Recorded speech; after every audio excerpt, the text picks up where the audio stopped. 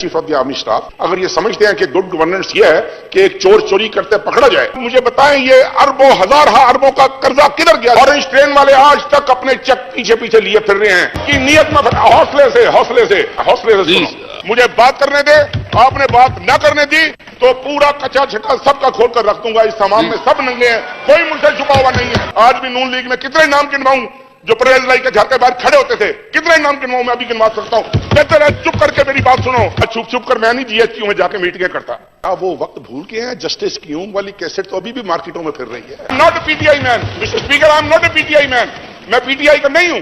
आप नहीं भी चाहोगे तो वो लोगों ने उसको वोट दिए। बशीर चीमा ने नवाज शरीफ को और शहबाज शरीफ को रगड़ के रख दिया। तो आदमी पे देखते हैं, वीडियो फिर बात करते हैं देख के। लेकिन मुझे ये समझ नहीं लगी कि 10 साल हुकूमत में रहने के बाद एक ऐसा अवार्ड जो 35 अरब से 1.5 अरब या 1 अरब 40 करोड़ पर आ गया, क्या एक इंक्वायरी इन्होंने मेजर कामरान कियानी के खिलाफ इनिशिएट की? Even just please quote me one inquiry which he initiated against Kamran Kiani.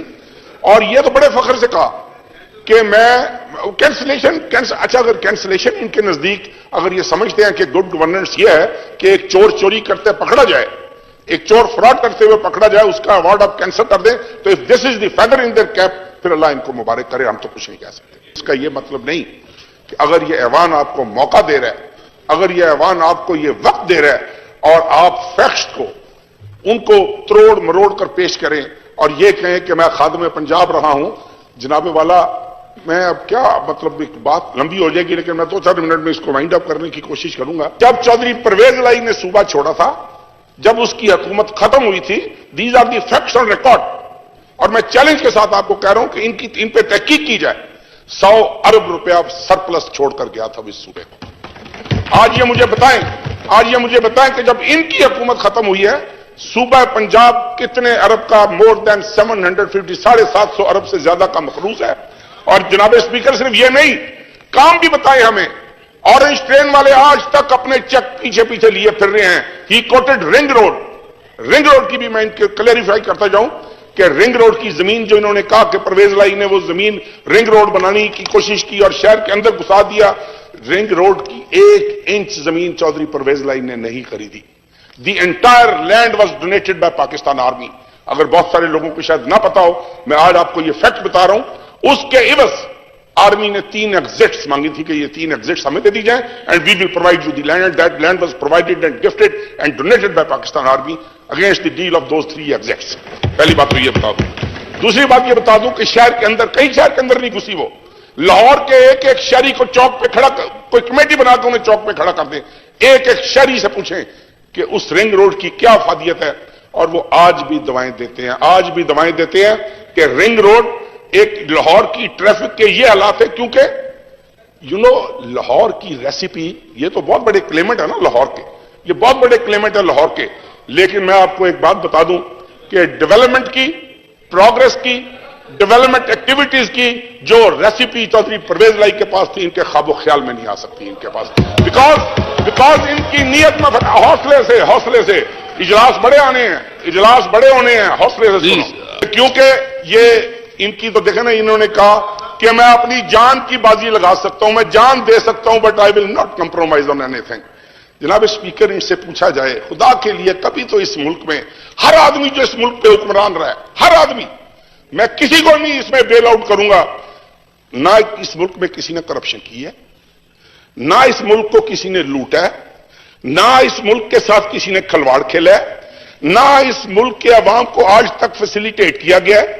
पीने का पानी जिस मुल्क में ना हो, साफ पानी, जानवर और इंसान एक जगह से पानी पीते हों, और उसके बाद मुझे बताएं ये अरबों हजार अरबों का कर्जा किधर गया? जनाब स्पीकर, कौन खा गया ये कर्जा? किसी ने तो खाया होगा, चाहे वो डिक्टेटरशिप है परवेज लाई की। मैं सबको पता है कि पनामा केस में एक सवाल का जवाब कोई नहीं, परवेज लाई ने नहीं, आप नहीं दे सके भाई, आप नहीं दे सके। आपका लीडर बोल रहा है। मैं अभी भी आपको कह रहा हूं कि मैं पूरे इज्जत एहतराम के साथ बात करना चाहता हूं। मुझे बात करने दे।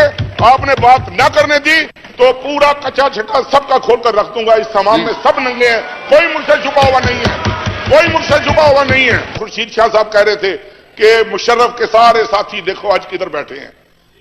Look mister speaker, who talks about corruption? Look mister speaker, who talks about lotaism? Look mister speaker, नहीं अल्हम्दुलिल्लाह हमने किसी डिक्टेटर का साथ नहीं दिया। मैं वो वाहिद आदमी हूं, जनाब speaker, let me clear it today, मैं वो वाहिद आदमी हूं और यहां पर बैठे हुए गवाह मिलेंगे जिसने डिक्टेटरशिप की, I did not surrender before any dictator. मैंने 5 साल के बाद अपने बाप की कब्र देखी थी, मैंने सरेंडर नहीं किया था। मैं परवेज मुशर्रफ के साथ नहीं था। I was with Chaudhry Pervaiz Elahi, I was with Chaudhry Shuja, even today I am with them and I am proud that I am with the leadership जिसको इस मुल्क से मोहब्बत है, जिसको इस मुल्क से प्यार है। हम आपकी तरह नहीं है कि आज इलेक्शन हुए, कल इधर, परसों उधर, तरसों इधर। नहीं, अल्हम्दुलिल्लाह आज भी नून लीग में कितने नाम गिनवाऊं जो परवेज लाई के घर के बाहर खड़े होते थे, कितने नाम गिनवाऊं? मैं अभी गिनवा सकता हूं। बेहतर है चुप करके मेरी बात सुनो, बेहतर है, मैं किसी की तजलील नहीं चाहता।